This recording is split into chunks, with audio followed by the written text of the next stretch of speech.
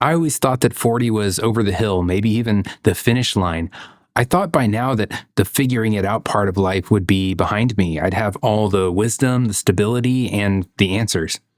But I turned 40 last September and I realized that that was all a lie. Here are 3 harsh lessons I've had to learn the hard way so you don't have to. The first lie society tells us is that there's a destination. There are so many examples of how one lives a good life, right? Being a Midwestern boy in the 90s and early 2000s, there was this precedence of how and when you started a family, how and when you picked a career. And a lot of times you find yourself going through these hoops because those around you are either doing that or instructing you to do so, right? I remember being voted most likely to succeed and thinking that that was the kiss of death. I'd never heard any good stories about those students who were voted most likely to succeed. If anything, it kind of works in the opposite direction, that those people who start out with everything figured out tend to be the ones who combust at some point in their life, Have you ever felt like fully in the driver's seat of your life, like you've got it all figured out, and then suddenly you kind of wake up from the highway hypnosis and realize that you've just got an empty stretch of road in front of you and no idea where to turn? Well, that's happened to me as well. I actually have a story about that, about my time in college that might be interesting to you. But I'd love to hear from you. Please leave me a comment and tell me your story. In any case, as I was growing up and exiting high school, people were really defining their lives, right? They were getting married, they were having kids, buying houses, starting careers, right? And I found myself sort of picking a major that in college that would really kind of align with my interests, but not really a keen understanding of how I would manifest that in any real career path at that point. I still entered college very kind of like, this is what I'm supposed to do, so I'm going to go do it. And maybe some enlightenment will sort of chance upon me along the way. Well, no such luck on that, because I do end up graduating and then spend a year kind of floundering around in my hometown, just trying to, I'm working at a cafe and making some friends and connections. And then just on a whim, just deciding to move away to Nashville and flounder around there for a while. I actually spend a lot of my 20s just kind of aimlessly drifting around between creative projects and potential career paths. And even when I find a career path, I end up becoming a software engineer, over the course of my professional and adult life. And it makes a lot of sense given my background and interests, and things seem to be lining up. I land a couple of lucrative jobs, lucrative enough that I can buy a house and start the whole family process and everything. And I'm only feeling a little behind in life, but things are starting to take shape, And then I'm suddenly on the other side of my 30s, and I'm staring at another decade. And I have the same questions in this decade that I had in the previous one.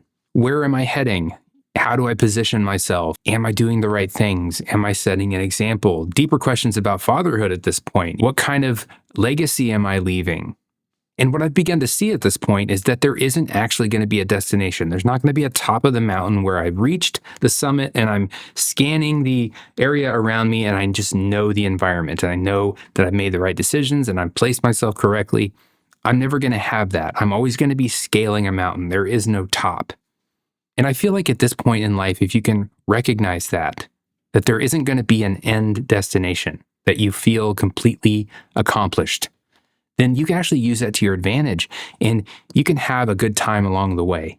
And so while your mind is trying to figure out who you are, your body is keeping the score of exactly what you've been doing. And usually it's trying to warn you. I call this lesson the metronome of burnout. And it has to do with the professional careers that we find ourselves in. As I said, I dabbled in a lot of things, but sort of firmly planted my feet as a software engineer. And I joined an industry that's really driven by cycles in the year, right? You'll have holiday seasons, you'll have tax season, you'll have summer breaks, all these rhythms of life. And a lot of times these rhythms are bringing with them really intense pressures at the workplace. There'll be features that we're working on, or there'll be urgent bugs to fix, or entire applications even, right? That collections of people are really kind of driving forward towards. One of the reasons I excel as a software engineer is that I can really focus on a problem and block everything else out, right? On the other side of that, though, as I get older, my body gets less and less tolerant of the stressors that I put on it. as I got into the other side of my 30s, I started noticing like physical pains that, didn't used to be a problem. Even though I've got a really nice office setup and office chair, I didn't for the longest time. I would constantly end up with lower back pain and eventually would kind of calcify in a way that I would have this urgent tweak that would happen at some point in life. It would just be I was bending over to pick up the dog poop or something, right? Or grab a pan out of the cabinetry, and next thing you know, I've slipped a disc or something, and I can't walk straight for the next week. And I've noticed, at this point in my life, that these physical problems, they generally happen in a cyclical fashion. At a certain point in the year, I'm usually in a weak point in my body, and it's usually driven by stressors at the workplace. And if you go through this cycle enough, you start to notice what I call this metronome, right? Like it's sort of a ticking clock. It's, you find the extreme and then you try to return to the center where you're balanced, but then you find the other extreme again, inevitably throughout the years. I ended up feeling like I was kind of on this merry-go-round of stress and burnout.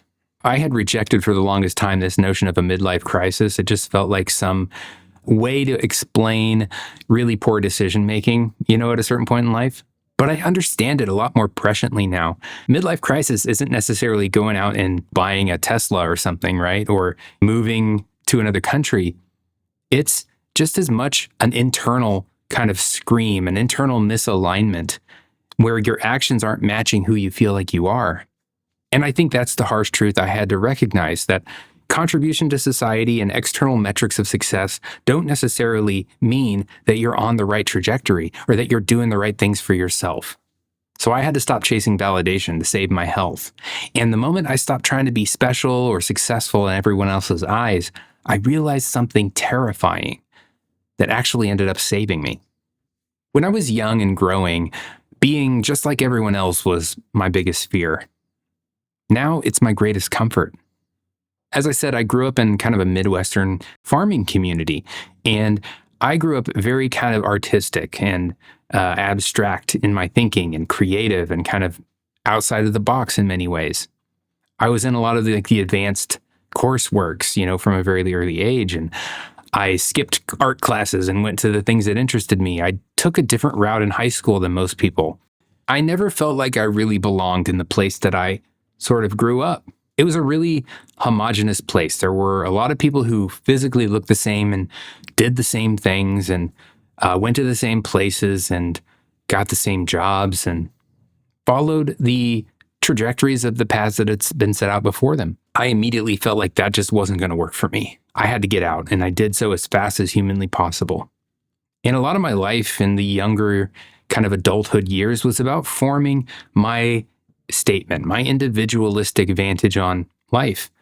And I remember having a lot of conversations with my grandparents over the years and my parents even, and there would be these little nuggets of wisdom they'd be dropping that I wouldn't pick up, I would reject, about what's ahead for me and what's ahead in life and all of that, right?